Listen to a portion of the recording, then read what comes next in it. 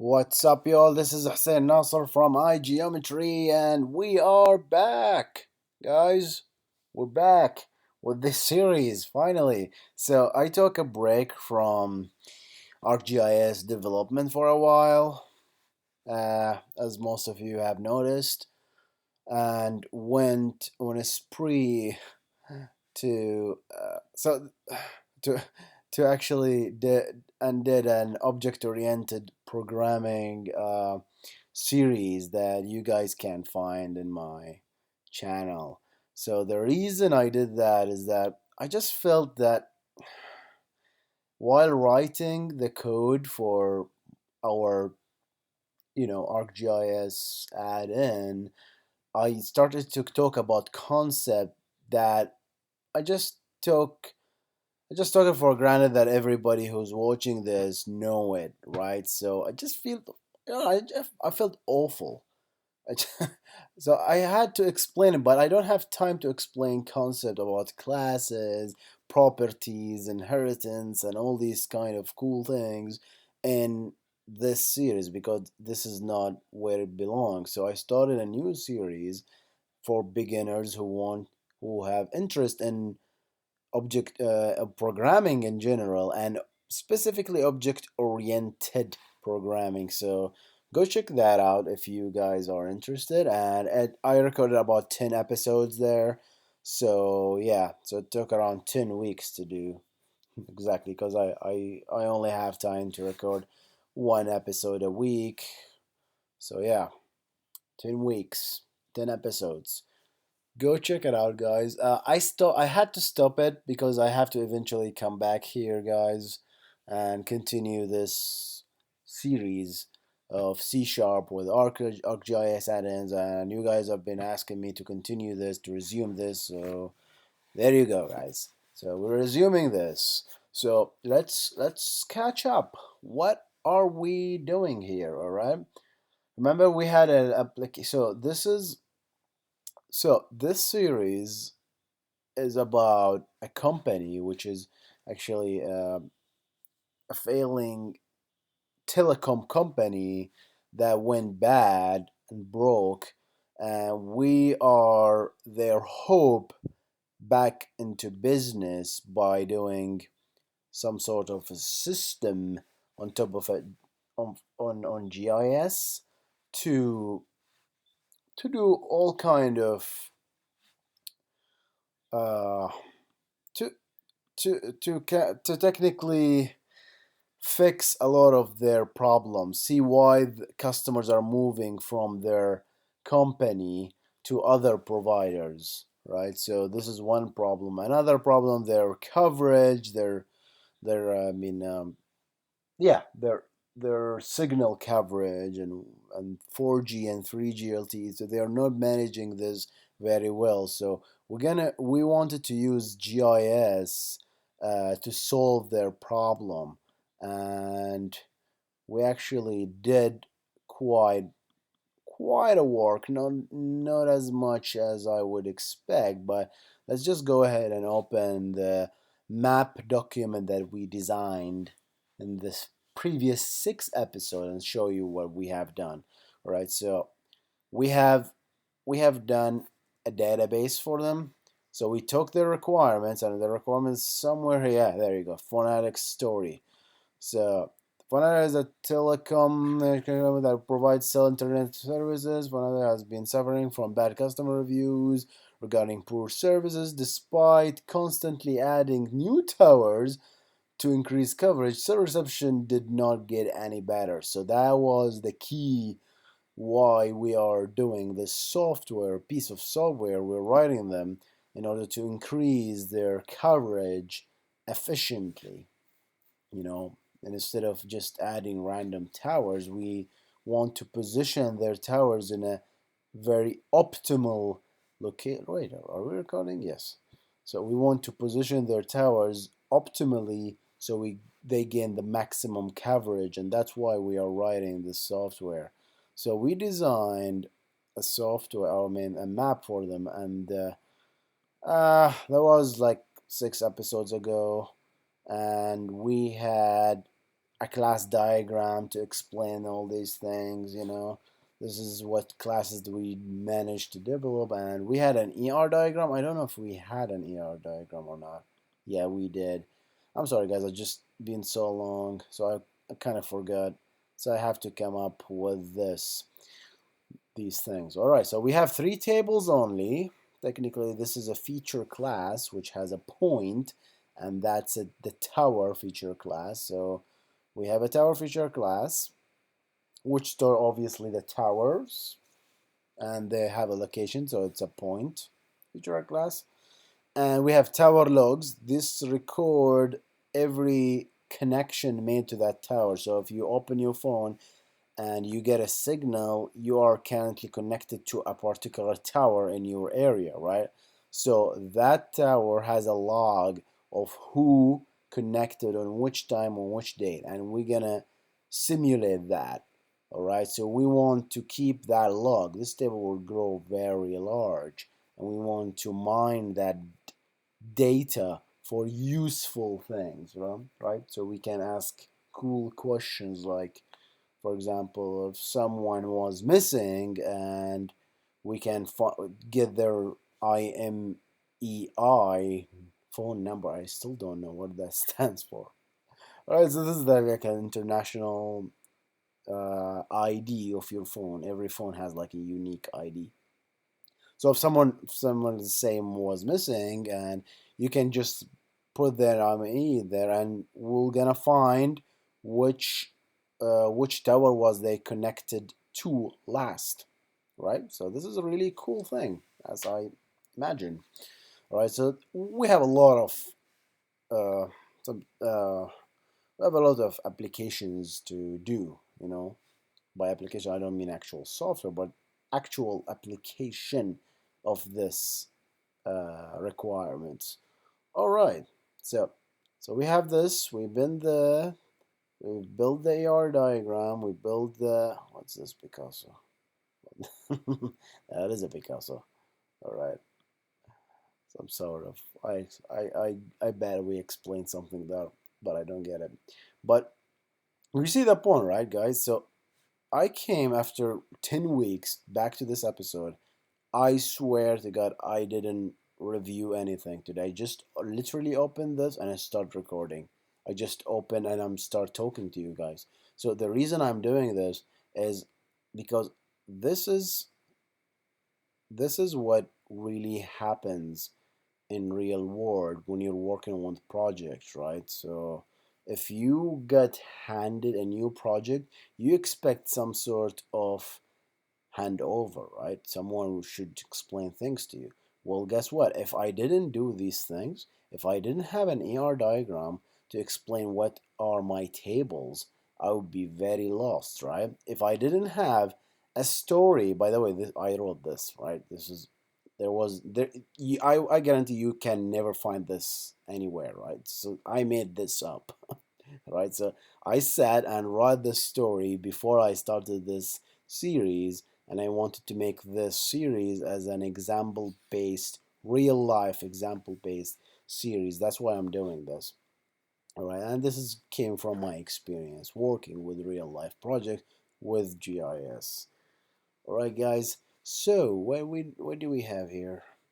We have this story. We have the AR diagram. We have even the class diagram, which is designed for more likely developers, you know. So this class diagram, you hand it to a developer, and we explain that in the object oriented OOP series. So go ahead and jump to that series if you're interested. It's around 10 hours or less, maybe, because yeah. So, yeah, some episodes are an hour, some episodes are less. So yeah, it's around that range. If you have the time to invest and you want to learn programming the real way, like object-oriented programming, so I invested in that and made that available for you guys. So go ahead.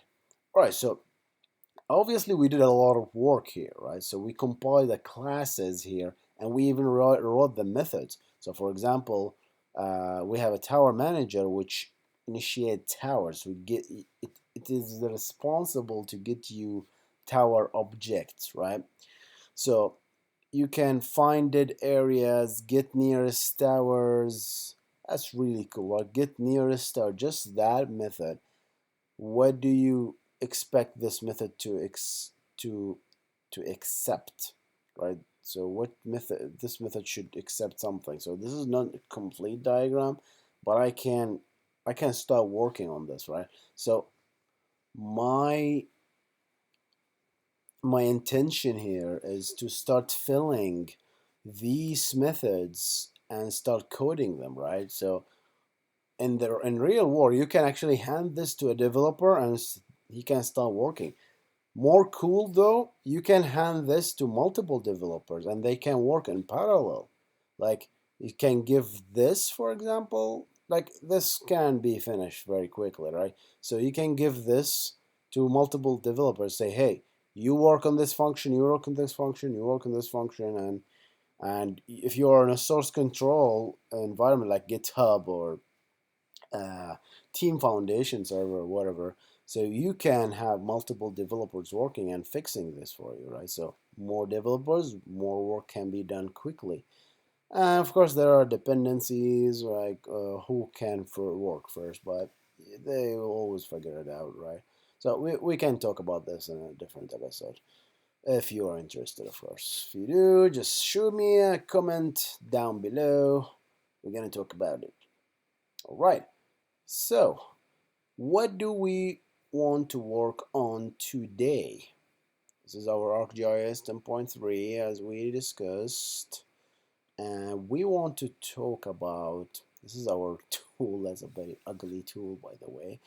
And so I was really, since I'm not very prepared, I'm gonna do something simple today, right? But don't be very hard on me today, alright guys? So we built this get tower by ID. Remember this function? I remember writing this. So get tower by ID is obviously in the tower manager. So what does this do is basically you give it a tower ID and each tower has an ID here, right? Let's identify that. So tower's ID is 4. This is tower ID, come on. Yeah, 9.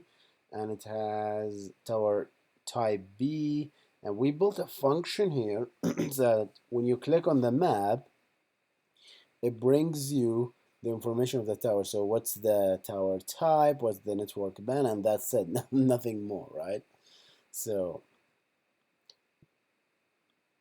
that's what we built. So we built this tower ID, brought the function, we queried the database, we brought the first feature that we found, and if it's not, we return null. If it is, we go and create a tower object here and then started filling this information, right?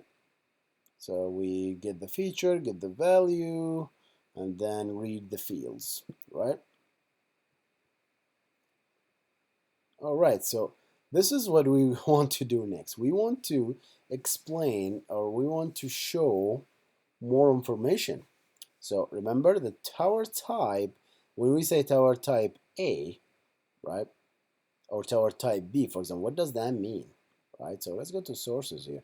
We have a table called tower details, right? So tower details, we explained tower log, but we didn't explain tower details. I mean, we did explain before, but just a reminder. So a tower detail, if each tower has a type, like type A has its own cost, coverage, height, and base area. It has this information. So next, I want to pull up this information and I want to display it. So obviously we are hard coding tower 5 here too. I was so lazy writing this episode. I mean this code. So just hard coded stuff here. So obviously tower button here on mouse up, I'm just returning tower 4. And that's really lazy, right guys? We don't want that. All right. So what I want to do here is I can get more information in the tower because currently we don't have much information, right? We only populate these types. So what do we have on the tower? Tower dot We have the base area, all these things. We can populate them. I want that, guys. We can do that. This will require another query to the relational table to do that. We can do that. Or we can build an identify tool. So when you click on that particular tower, right, we get the information of that particular tower, not a hard-coded tower. So let's just do that, right, guys? All right, let's start. Ooh, it's been a while since I wrote C# code, but actually at Esri, I'm writing C# code, so that doesn't really matter. But I'm really more used to, I'm actually write faster in VB.NET, so just this is the language I started learning with. So most of you guys know C#, so I don't have anything against C#. It's just too roboty, I guess, for me, like a robot-like language. So I mean, I find VB more human-like. You know, it's just F, then, or equal. I don't have to put double equal. Doesn't mean anything. Like human, when you speak to a human, if you give a code in VB to someone your average Joe, he can actually read that code. But in C# he will find some difficulty. Anyway, not our topic. All right. So I want to do that.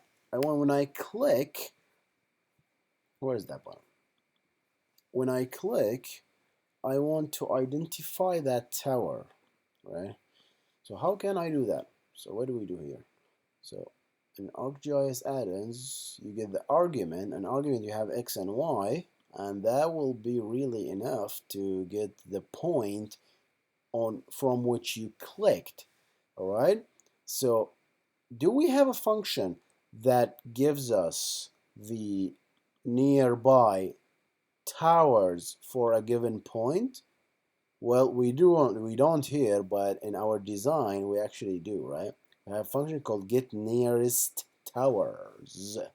Get nearest towers to what exactly? That's the thing, right? If there is a get nearest tower, or there's get nearest towers. So I think I'm gonna write this function next. Get nearest tower. Give me the nearest tower to this point. So actually I had this in mind before. Alright, so let's do that. I need to write this function. So this function says public. So this is the thing, right? I didn't start from this button, right? I actually started from the class, from the tower manager. So get nearest tower, it takes an I point, which is the point from which you want to locate the nearest tower. So how do I do that? It says didn't return anything. Okay, we can do that, no problem. So first of all, I need to do something called a spatial query, right? So I'm assuming I have a point here ready. So that's the requirement. And the output will be a tower within a particular buffer, right? So you need to click, and you need to, let's draw Picasso here. So when you click on the map,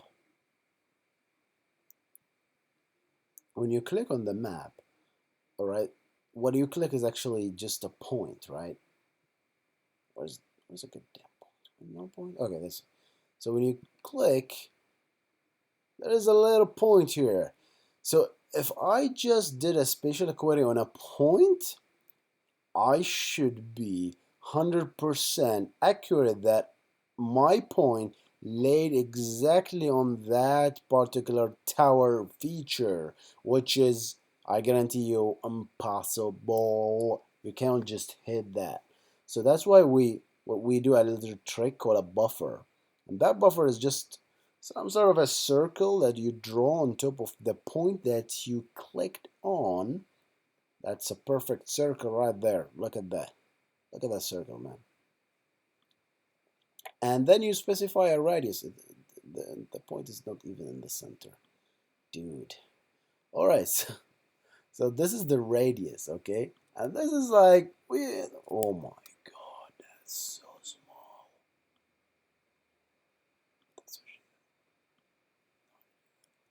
All right, so let's say you say 10 feet. Now that we are in the US, we use feet. But I think I used meter. I don't remember. I don't remember, guys. So let's say meters. I don't remember what, what unit I used. Ah, the US, everything is different. Oh, it's Fahrenheit and feet and miles. Oh, but I'm getting used to it. So let's say I have a like 10 meters is a lot. Let's say 2 meters, right? 2 meter buffer. And then it so happens that it will find whatever inside that. Okay, that's the spatial query. And we actually talked about spatial queries back then in the extending arc object series. Go, I think it's called spatial queries. All right, so we're gonna take the point and gonna buffer it. How can we do that? It's called an topological operator. An topological operator is actually an interface, and point geometry actually implements that interface, so we can do something like that, right? And since C# is emo, you have to do like explicit. It's because it's emo, in other words, C# is a type safe language, so he doesn't like you to cast objects of different type together unless you know what you're doing. So you just do this, which I find annoying. All right, so sometimes it has its perk, but it's annoying, right? VB doesn't care. Just you can do. It's your fault if you are doing something wrong. It just, yeah, takes longer to code, but saves you some bugs, right? But yeah, so it's not a type. It's a type safe language, so it saves you when it just errors when you're trying to cast these things together. But the fact is that what is really happening here, just since we're coding and we can do that. So this is the this is this is a class called geometry.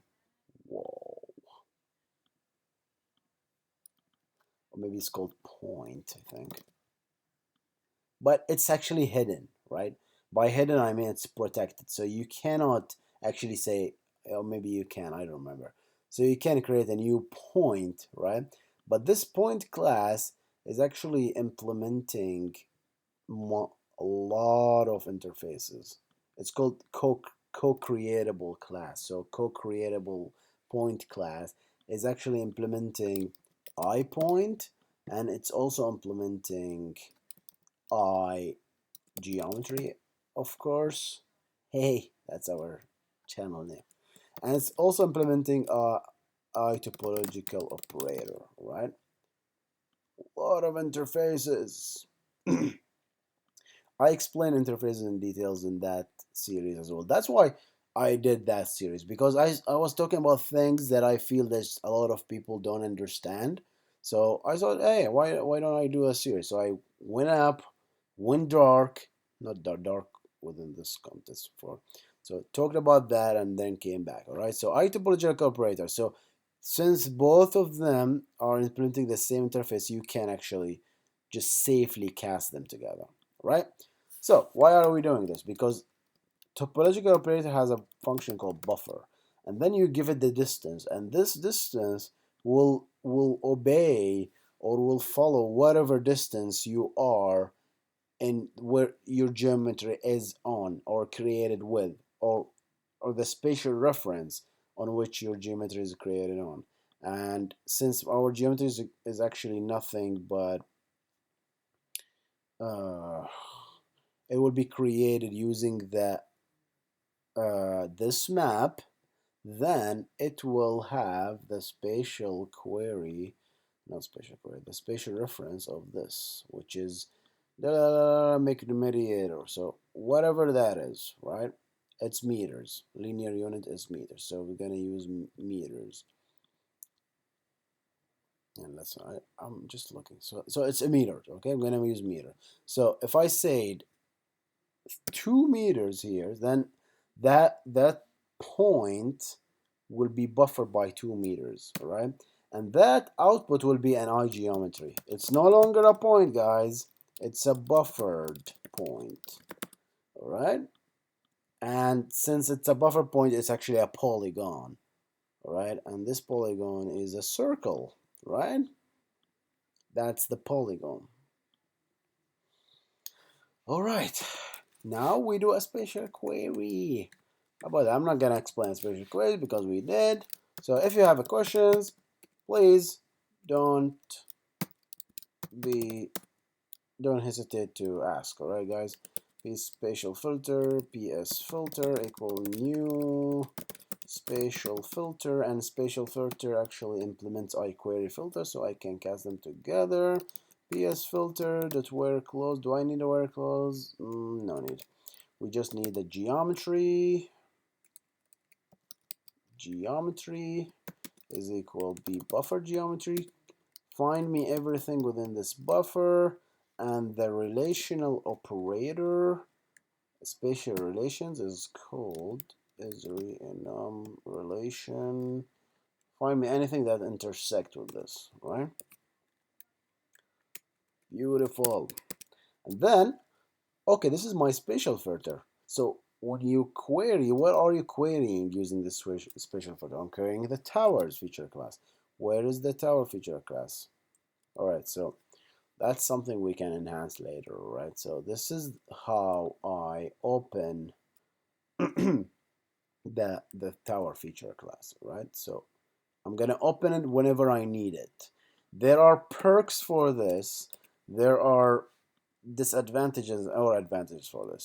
Some people cache this object or variable, right, for later use. I mean, in order because opening a feature class, right, this is creating a reference to that feature class, and then sometimes it takes time, right, to open a feature class. People sometimes just cache it, right? So it's just cache it as a private variable, and whenever if it's open, then it's okay. It sometimes causes some problems if you're working with a multi-versioned environment, an enterprise geodatabase, because you have to get rid of that object if someone changed the version. All right, so we're gonna talk about that later. We're gonna talk about everything later. All right, guys. Anyway, so all right, it's fun talking about these things. All right, so I'm gonna find these feature cursor, pf cursor. Give me that cursor, yay. Next feature, feed. Wait. All right, so feature, p feature. Let's go. P tower feature is equal that, and then save, and then we're gonna do if that p tower feature is null. What does that mean? If it's null, then just return, right? Return nothing. Return null. We didn't find you any towers within this buffer. That what does it mean, right? That is what English. That is what it means. All right. All right. So cursor. Well, a cursor cannot be null technically here. So you should not get an error here because this should not be null. The only I thought I explained this before. I just don't remember when. So the only time this could be null is when you pass some nasty things here. And so you guys realize this is a query, right? This is an actual SQL statement getting executed. So this, if you like pass nasty data here, like in where clause you pass something wrong, the database will say, hey, what the hell are you doing, man? I couldn't execute your statement. Something went wrong. Out of memory. um, I don't know, like invalid date, a lot of errors, right? Database level error that bubbles up and just boom, it crashes here. And when it crashes, this will be obviously null, right? So that's the thing. It will return null. But if no result was found, this actually will be an object, a cursor, which has which points to a memory location. So it actually has a filled object. But when you say next feature, give me the next feature, this is where it returns null. So you have to check, you're safe checking only that. All right, so we have a feature. I need a function to give me the tower information from that feature.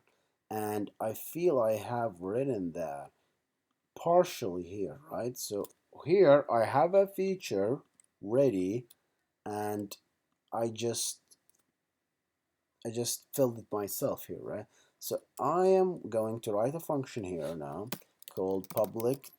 I don't know if I'm gonna make it public. Let's make it protected. I don't want people fiddling with this function. Get tower by feature. Or we can just call it get tower, really.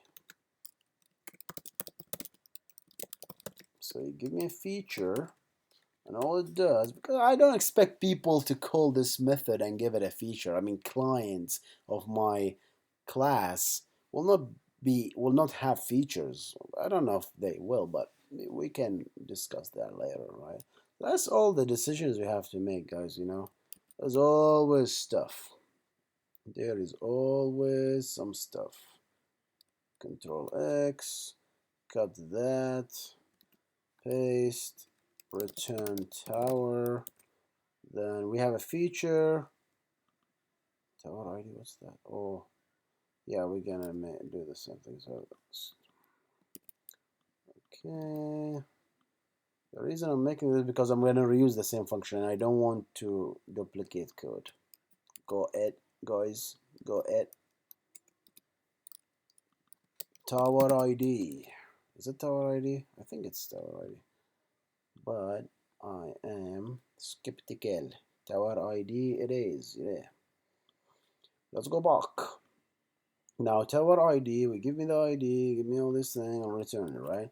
So what we have to do is actually return get tower of what? P tower feature. That's it. So that is done. And here we can go back here on this function, and what we do is return get tower P tower feature. All right. How about that, guys? I think this makes some sense, right? This should be easy.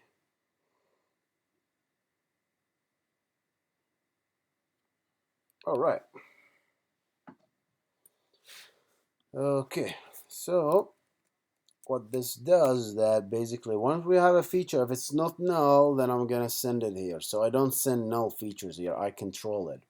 All right, so get tower, and if we don't have a tower, then we have a problem. Okay, get nearest tower. How about that? Looks clean. Looks clean to me, right, guys? All right, so now we have something to do here. What we have to do is actually do something really, really fun. We have to, mouse up, we have to pass in the, argument for the mouse up, x and y, and convert it into a point. Obviously, this is wrong now. We have to do tm.get get nearest tower and pass a point. The question is that how do I get the point? I have x, y. Okay, some people do this, right? Because this point, there's a lot of stuff here to do, guys. And I did explain this in the extending approach too. So this point is actually a map point. It's referenced within the spatial reference. So whether the point that I want and I expect in this function is a point relative to the Earth location. So it's a very large number. This is actually the mouse point. So it's actually, I don't know where does it start, like, so it's actually like 100 and whatever. So this is like zero, starts from zero here, so like 300 or 100 or whatever, and then it goes like 150, so like 300 and 150. So it's very small points. So you need to convert mouse points into actual points. Some people do that. I mean, you create a new point and then it starts filling up. I don't recommend that. I recommend doing the correct way. So you take that document and active view, the display screen display, the display transformation. And don't ask me how do I remember that, because I've been doing this for 10 years. So first I remember to map point, and then you pass the x and y. And that the function is in display transformation is an object inside screen display, which is inside the active view, which is this view, and then that is what it uses to convert. So you have to be very sure that you are in the correct view to convert that. So if you click on another map, because you can have different data frames here, right, guys? I don't know if you are aware of that, but you can add different data frames. And how do you add a data frame? Yeah, there you go. So you can add a different data frame and you can do so much stuff with that. Like you can have a different map altogether, right? All right, back to work. So from my point now, I'm gonna pass it to this tower, get my tower. Why is my tower is not blue here? That's weird. And then just get the tower and then do whatever we used to do here. Build. Took more longer than I expected, but let's close that. Build. Build. And then double click on phonetic.amxd. I'm gonna share the code with you guys here if you're interested. I usually share the code, sometimes I just get lazy, but do remind me if I didn't share a code in one episode or another. Alright, so now, and that's an ugly icon. Can't we have some decent icon? My god. Now when you click on this guy, looks like it crashes! Ooh! That is my, oh, that's actually, we call this a soft crash in Israel. So this is something that we know happened. So that's called a soft crash. So we are expecting this and we're handing, so they have a crash dump and they send it over. So I'm not making excuses. So I don't know what's going on here, but let's see. We did something nasty here. Nasty. What did we do? What did we do? The only way is to debug. Did I, by any chance, debug that? Alright, let's do that. Tower manager. And then, oh, it's filled. Wait a second.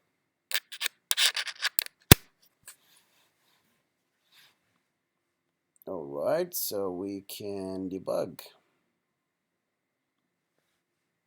Let's start debugging. Let's see what's wrong exactly with this.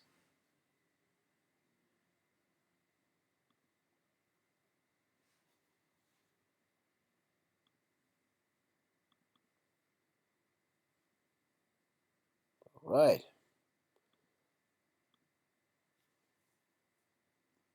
Whoa. Even debugging didn't work. What did we do, guys? So let's walk the code. So I remember this was working up to here. That's a new code that we added, but I'm very sure of this code. So must be something we did here then.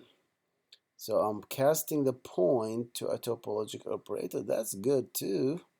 But we didn't, it seems we didn't even reach here for some reason. We have the filter, spatial filter, geometry. We have that. We open the feature class. So what did we do wrong?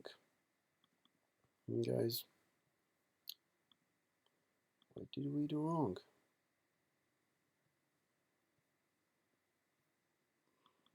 Well, let's, I guess let's put a breakpoint here.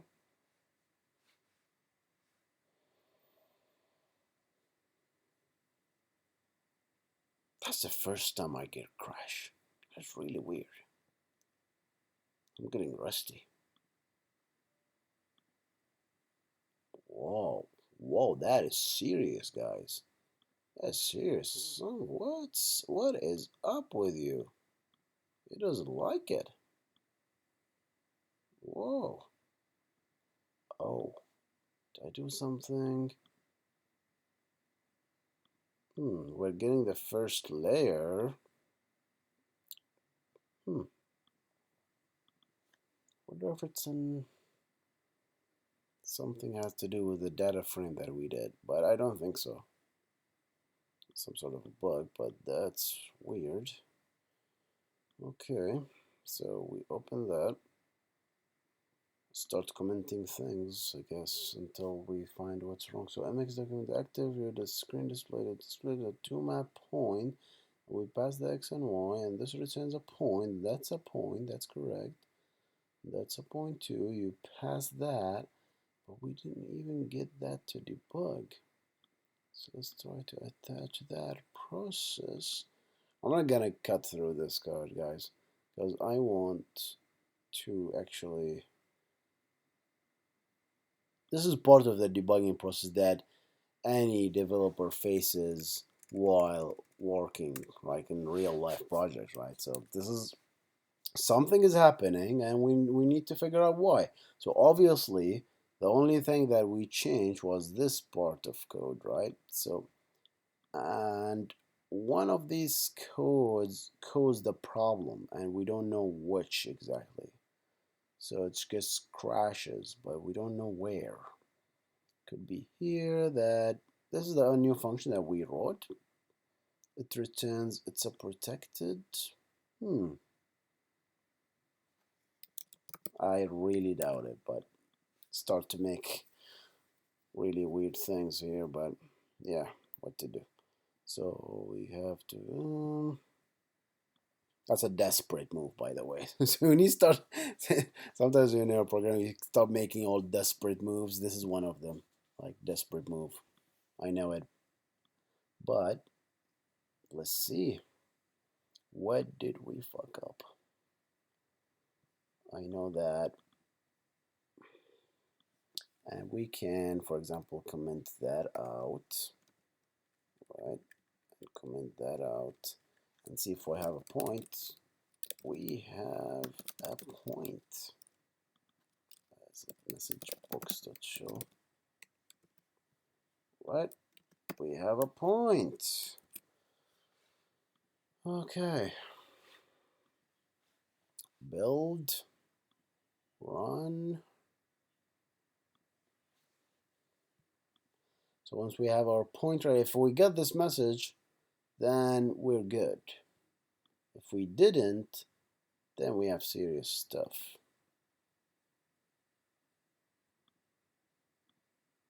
Okay, so my point is being generated nicely, right? So let's comment that line.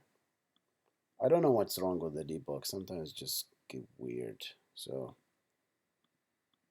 now this is the function, right? And we topological operator, topological operator, and then I'm casting that. All right, so I don't like to do that. but I guess we need to try catch down here. So to catch the error, exception ex. I avoid using try catches when I know what I'm doing, but obviously I reached a point where I don't know what I'm doing, which is really bad. Right, so message books, Windows, is it system dot windows dot forms dot message books. We're gonna catch this shit now, guys. This thing. That's actually a good thing.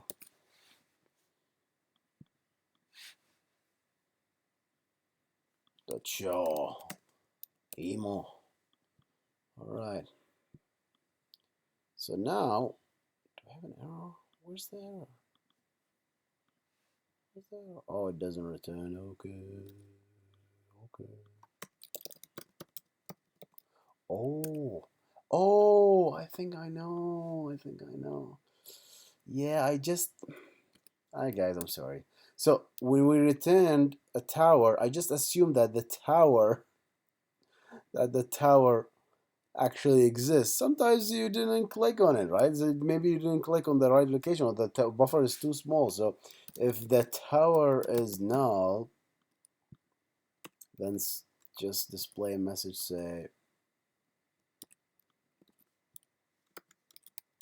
no towers were found within the area you clicked. God, I can't believe I was so stupid. By the way, guys, if you don't notice, it's 12:30 in the morning, and I have work tomorrow to do. And it's Sunday. It's Monday actually now, and I had to record this episode for you guys. I just came late, and I had to record it on Monday. On a Sunday, right? So that's why. That's probably why I'm fucked up today. Sorry about that. Now we shouldn't get any problems. We don't even need that try catch, right? I'm just confident, guys. Was just that I'm tired. Yeah. Sorry about that. Yeah, see. All kind of weird things. No towers. How about that? No towers. Because you didn't click. So let's zoom in. Zoom in back. That is so slow. That's probably because it's a virtual machine. We found that ace. We found you, ace, man. We found you, ace. But it's just the buffer that is too small. It's 2 meter, and probably when you click, you don't find it. So what you do is basically you zoom or you make that buffer bigger, right? You make it bigger. That's what she said. That's even not funny. All right. How about that? I'm sorry, guys, for that. So what happens that I got a little stupid. So I don't see. Now I'm not desperate. I'm gonna remove the try catch. So try catch is for something that mostly because you don't know what's going to happen and you don't trust your code, so you put a try catch. But sometimes it's useful. Sometimes there is an error that you expect to happen, and you put a try and catch, and you try to catch that particular error. But generally, in my opinion, the moment you start to put try catches, and of course you have to 100%, you have to catch them in order to generate all kind of, if you're in like a production system, you have to put try catches in your code. But if you're doing something, but if you don't if you know what you're doing, if you know every single line of code, and if you cater for every single possibility, you shouldn't need a try catch. That's just a statement I'm making, all right? So don't hell anyone for it. I think I'm just drunk. All right. I think we have ourselves a code. Next time we're gonna do something more fun. And I promise you, I'm gonna have more fun now. Oh, that's really good, guys. So, oh, what did I do? I wanted to make the buffer bigger. Wait. Let's make the buffer bigger, and we end it here. All right, guys. Get near tower. I think I would like a buffer here, right? Just pass it here and build it, baby. It says, yeah, you need that. You nasty. You need 10, huh? You need 10 meters. Nasty code. All right. What do we have here? It's not even 10.3.1. It's 10.3. Thought I had 10.3.1. Boom. Oh, that is beautiful. That's actually more like it. Oh, fuck. What the fuck? That's another error. That's another error. Oh my god. What did we do? What did we do, guys? I mean, it worked the first time, but for some reason it didn't. Like, I just have to catch all these possible. I'm trying to be funny. No towers. Okay, we found that. And obviously this is crashing again. That's because we didn't put a try catch, alright? Just because I'm feeling like well, too proud to put a try catch. That's what you get for being proud. Oh, so what do we do? So if we don't find it, we return null, and here I mean, if this is null, you just return. I mean, why would we get another error? That's when you try to catch all these kind of, but obviously I'm not catching all kind of, you know, all different kind of possibilities or that could generate an error, obviously, right? So if it's a null, we generate that, and don't know what happened really here, but yeah. So we can put a try catch down here at least, right? So as I told you, I'm just too proud to put it, but obviously we need it in this case. So let's just put it here. Avoid the embarrassment. Right, so exception, yeah, so usually put a specific exception too, right? You don't just put exception, but this time I'm just lazy. All right, so in case happened, we're gonna clean up this code anyway, guys. This is just a test, right? Oh, wait. What happened? Message box to show to string. That's just C# being emo. Needs that. Right, so we need to return a string because toString is a method, so it returns a string. So if you don't put these two parentheses, what happens actually, you are sending the function to this, and that's totally different type. All right, guys. So let's see. That's a final thing. Let's see what kind of errors do we have. All right. Now you're not crashing. Now he's not crashing.